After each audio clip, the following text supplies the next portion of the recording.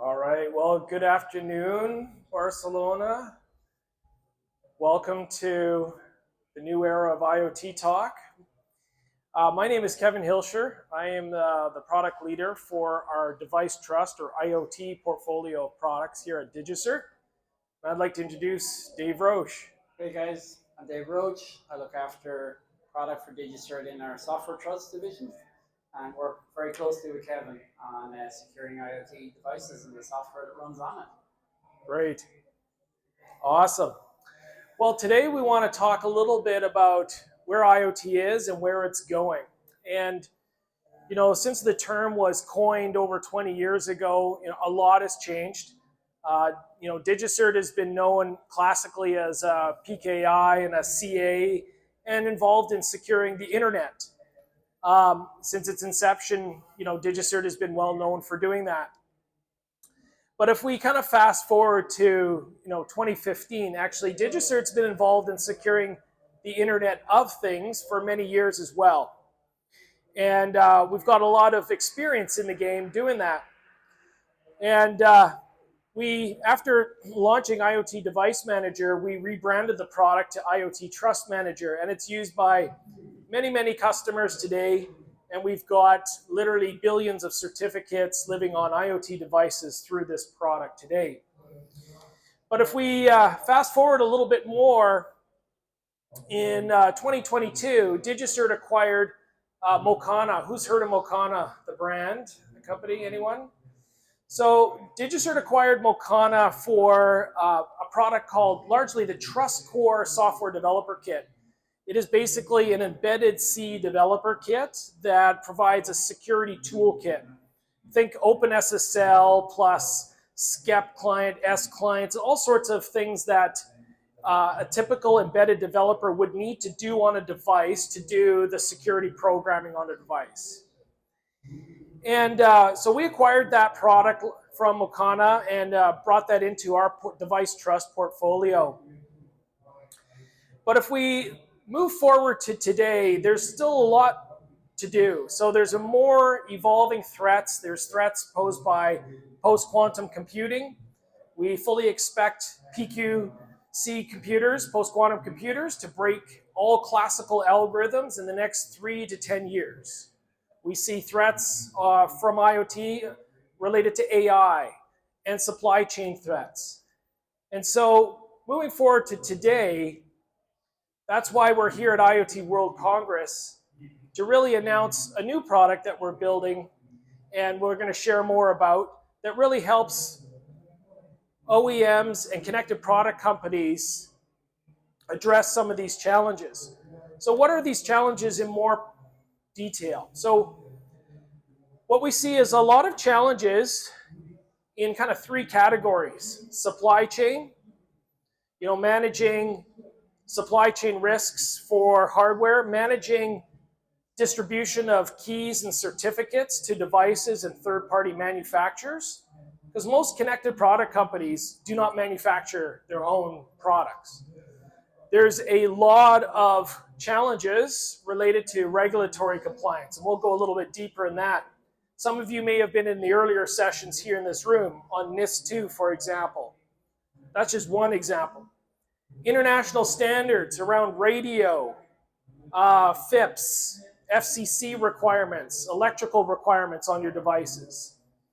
To further complicate matters, IoT devices have a defined set of phases, starting with a design phase. So an IoT device, from a hardware perspective, might be designed by some hardware engineers in Bangalore. The device software may be developed by a bunch of embedded engineers in C living in Stuttgart. The device might be manufactured in China, then distributed throughout the globe through supply chains, sitting in warehouses before the device is ever powered on for the first time. And then the device is powered on. Maybe it's a smart TV in your house. Maybe it's an infusion pump in a hospital. Doesn't matter what it is. That device will then live for 3, 5, 10 or more years. And connected product companies are now on the hook, and a liability-wise, to secure those devices over that entire lifespan, generally speaking. So if we go a little deeper into some of the challenges, in the design phase, there's challenges about acquiring hardware with any sort of security inside it. A lot of devices still don't have a secure element, a trusted execution environment or a TPM. And there's cost associated with having hardware with these types of elements in them. There's challenges around getting compliance, like I mentioned, UL Labs, FCC compliance, regulatory compliance into the jurisdictions you want to sell your product into. Then in the develop phase, there's all sorts of challenges about developing software that's bug-free. Remember, most embedded development still happens in C. Lots of opportunity to inject vulnerabilities. Weak crypto, still using RSA 1024 and other symmetric key and other weak forms of crypto. Lots of challenges in the manufacture stage. Like I mentioned, most connected product companies aren't manufacturing their own products. They third-party that. So how do you safely get private keys and certificates to those third parties to inject them into the devices? How do you avoid the third party adding unauthorized software to that device or backdoors before it leaves the factory? How do you avoid that third party actually counterfeiting your device and creating a ripoff and selling it on Alibaba 3 months later? And then once the device is sold and deployed in the field, there's all sorts of new and evolving threats. Every week we see new CVEs coming up on MITRE and other sources that we have to update it quickly now. And we have to disclose those as well. There's all sorts of vulnerability disclosure rules out there. And then we want to do that in a zero-touch deployment fashion. We can't be sending field techs out to these sites. Compliance is also a major challenge, and it's a moving target. Who was in here earlier and listened to the NIST2 talk? Anyone? So NIST2, in the middle row, is for any connected product company building devices that power critical infrastructure. Think power, nuclear, water, etc. So if you're in that space and you're selling products into that market in the EU, you better be absolutely 100% up to speed on NIST2. We all know in the top row GDPR, but who's heard of the one next to it, UK PSTI? Anyone heard of PSTI? Oh, good, a few of you. When did that go into effect? 2 weeks ago in the UK, April 29. So if you're selling products into the UK, that legislation applies to you. Going back to the middle row, who's heard of, I'm hoping there's more hands, the EU Cyber Resilience Act? Good, at least a few more hands. So anyone that's building and selling a device into the EU will have to comply to the EU CRA. So we see a lot of legislation either in flight or being enforced now across the world. In the bottom row, in the US, for medical devices, we have the FDA released in September last year, the new pre-market guidance. It's a really actually good document. It's about 30-ish pages, but it's very crisp and specific. Thou shalt do timely patching, vulnerability disclosure. You need to report vulnerabilities and disclose them to your customers. You need to monitor for vulnerabilities. You can't use default passwords. Thou shalt use encryption, blah, blah, blah. The list goes on. It's very good and crisp guidance. And there's no ambiguity. If you want to sell a medical device in the US, you have to comply, or else you're not going to sell your device. In the EU, that's the MDR, the medical device regulation. Very similar requirements in there. But we also see security coming through not just regulations and legislation. We see it through standards, like the CSA Matter standard. So that's a home interop standard where you can buy a smart thermostat that's maybe made by Google, and it'll work in your home Alexa ecosystem. So these devices will work across ecosystems now. And you'll have a little logo on the box called CSA Matter. So that's a great standard, but in order to adhere to that standard, there's security built into that standard. You need to use special types of digital certificates. You need to do over-the-air update. You need to use crypto. You need to do all these things now. So we see this convergence of regulations and legislation plus standards raising the bar globally for security product, for IoT devices. And when we zoom out globally, this is what we're seeing. And it's quite the trend. So we've talked about a few of these. You know, in the EU, you can see the list there. Cyber Resilience Act. We've got NIS2. We've got WP29. That is for connected cars, to regulate and secure those connected cars.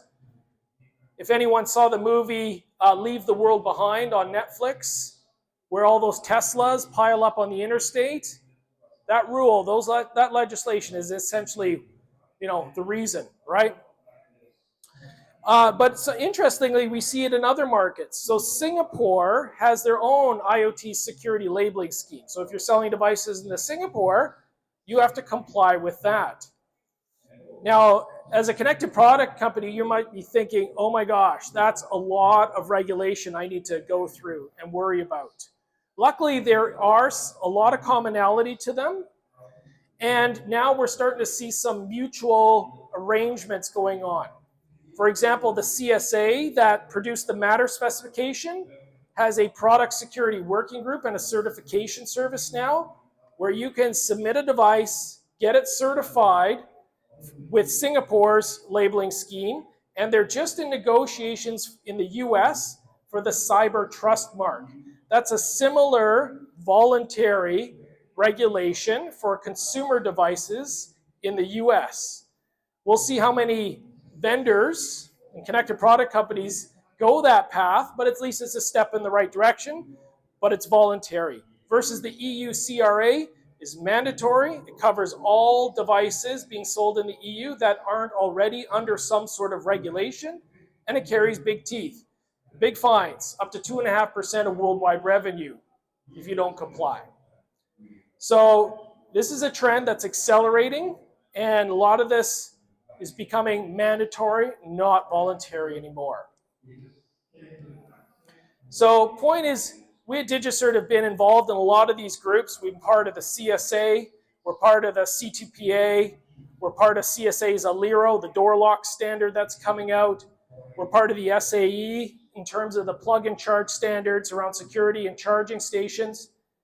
We've been in this space for a while, and we've been really looking at customer feedback, and we've been innovating on it, and it's kind of culminated in us building a new product to address many of these challenges. So here at IoT World Congress, we're announcing a new product called Device Trust Manager, which will help address a lot of these product security challenges that connected product companies face.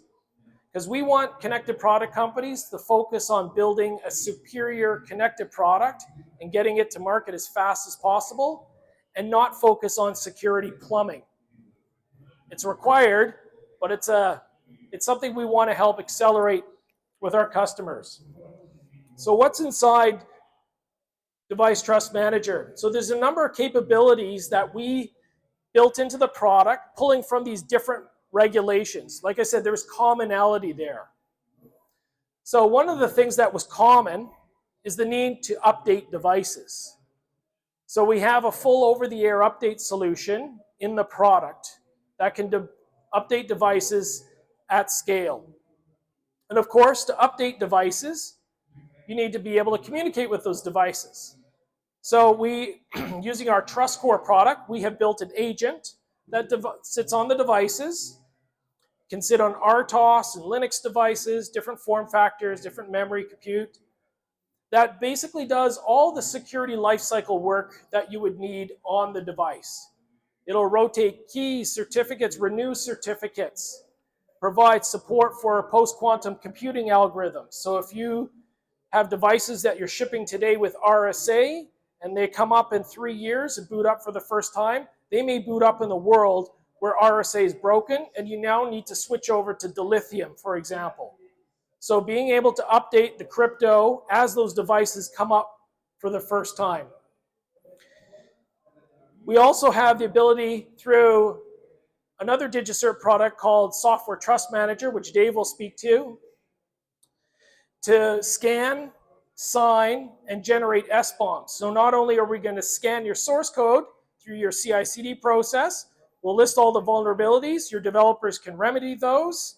Once that's all good, we'll digitally sign the package so its software is authenticated when it lands on the device. But we'll also generate an SBOM, and then we're going to move to a future state where we're going to monitor SBOMs. Today, SBOMs or secure bill of materials are kind of like just JSON documents you hand out to your customers. We want to turn that to a paradigm where we're monitoring the SBOMs for future CVEs and notifying you when there's a vulnerability in a firmware or a package on your device, and then giving you the ability to sign and scan and sign a new package, a fix, deploy it to 10,000, 10 million devices. Historically, like I mentioned, we've had a product called IoT Trust Manager. IoT Trust Manager does certificate lifecycle management. It issues birth and operational certs, rotation, supports a number of protocols. That is now a feature within this product. So certificate issuance, renewal, key generation on the server side or client side, it's all built in. We're adding continuous threat monitoring, where in the Device Trust Manager, you'll be able to define a policy of what to monitor on a device, push it down to the device, and the device will then report back those types of events, such as 3 or more invalid login attempts or tamper alarms going off on the device. And what we're going to do is have connectors to popular SIEM tools like Splunk, and we'll forward those events off to Splunk, where you can correlate that with other things going on across your fleet. And we want to also finally support zero-touch provisioning. Before I came to DigiCert, I was the product lead for Azure IoT device provisioning service, and how beneficial that product was. And so we want to bring in some of that goodness into our product, where after a device rendezvous with our system, it's updated, new certs, new keys, it's ready to go. We will onboard that authenticated device into Azure, AWS, and other cloud partners and IoT platforms. So our device trust story really is 3 parts.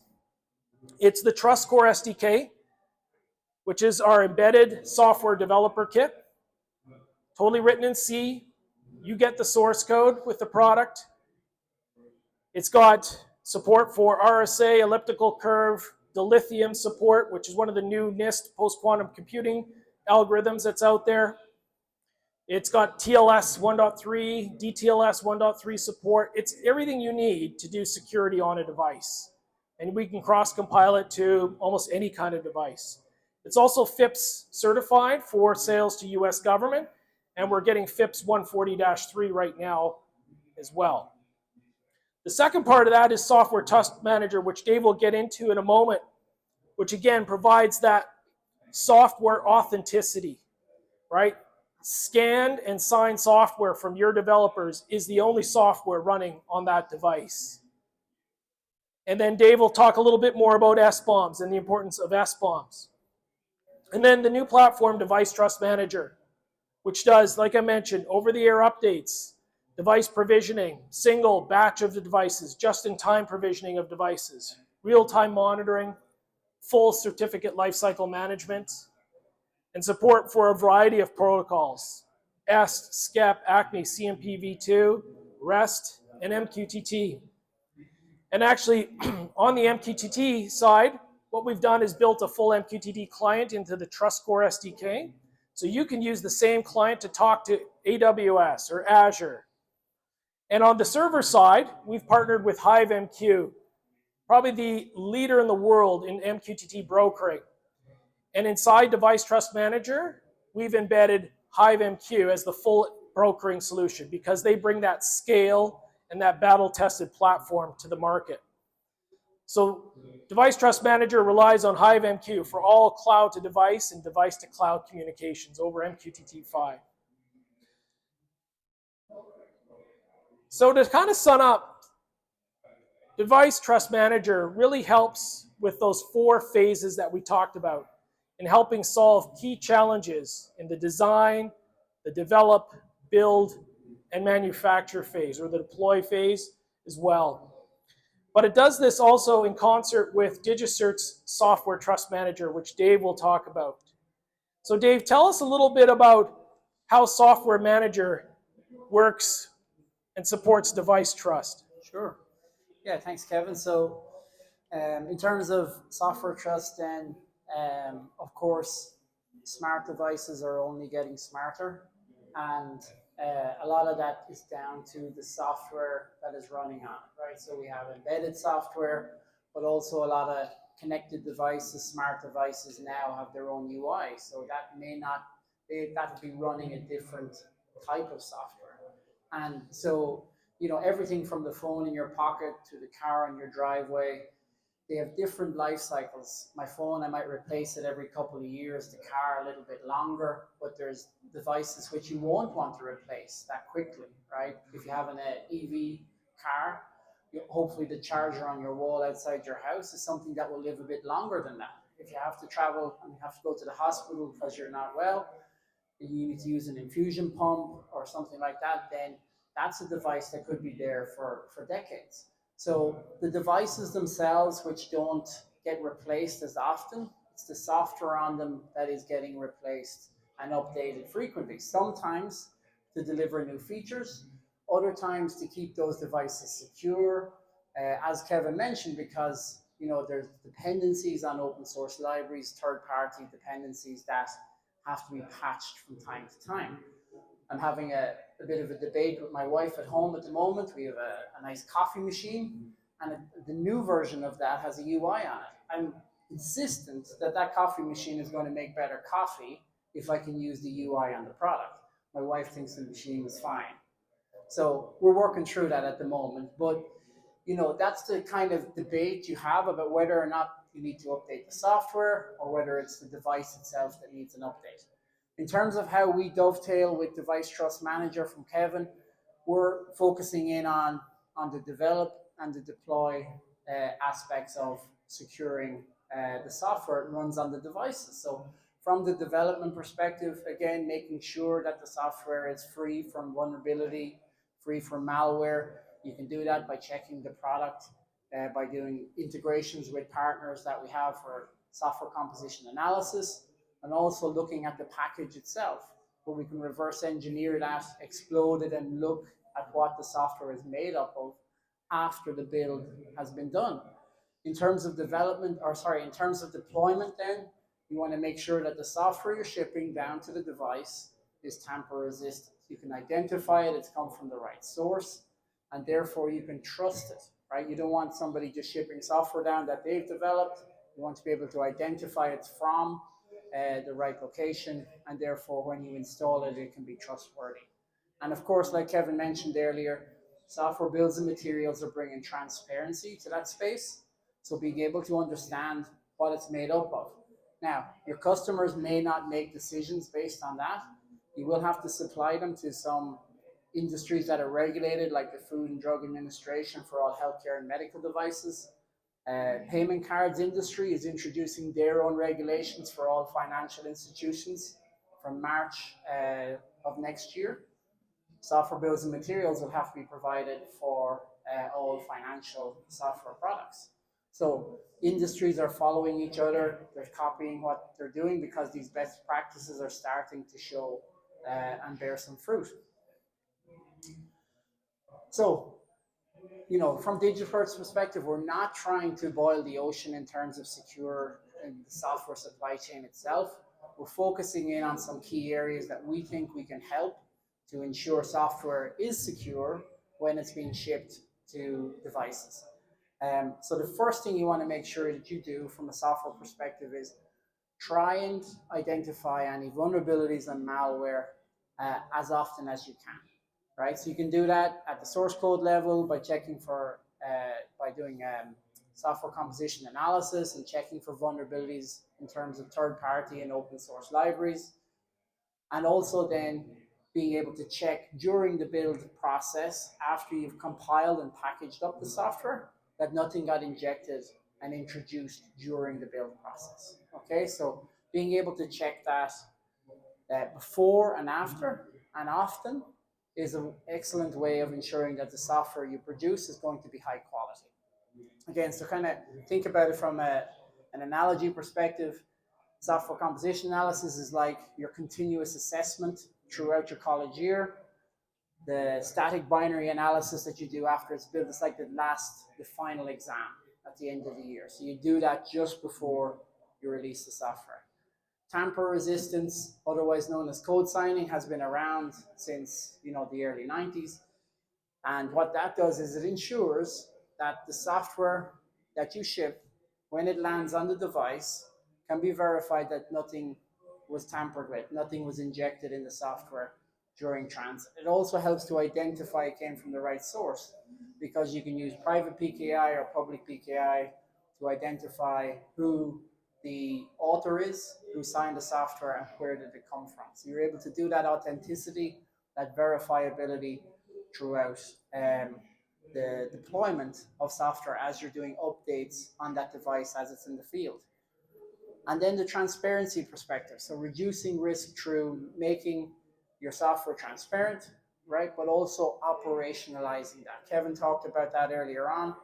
If you find a vulnerability in software that's running on devices that are out there in the field, you want to be able to push an update to that. If you don't have a new version of software ready to go, you got to get your developer teams involved. They have to go back and fix that. It might be as simple as going to change an open source library from a vulnerable version to a newer version. Again, it doesn't have to be always the newest version. You don't have to go total bleeding edge, but moving away from the vulnerable one, recompiling it, getting that out there, and then getting it onto the devices that are in the field.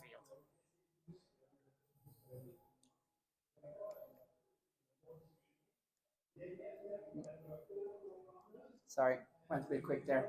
So yeah, just to summarize then, what we're trying to do is to help tomorrow's innovations by introducing, secure solutions for devices today. There's devices that are out there in the field already. There is new products that are coming online. And between the device trust manager that Kevin is announcing today and software trust, we're helping you to look after the end-to-end life cycle of devices in the field, from birth to decommissioning. We're ensuring that we're helping you with the software that is running on those devices today and the updates that will be provided to that software in the future, and making sure that that combination of the software on the device, which is the combination of what your consumers, what your customers are buying, is going to be optimized for best performance and for security, and ultimately to ensure that your reputation is protected and your consumers and your customers love your product. So it was a great pleasure for me and Kevin to talk to you today. And if there's any questions, we're happy to answer some now. Thank you.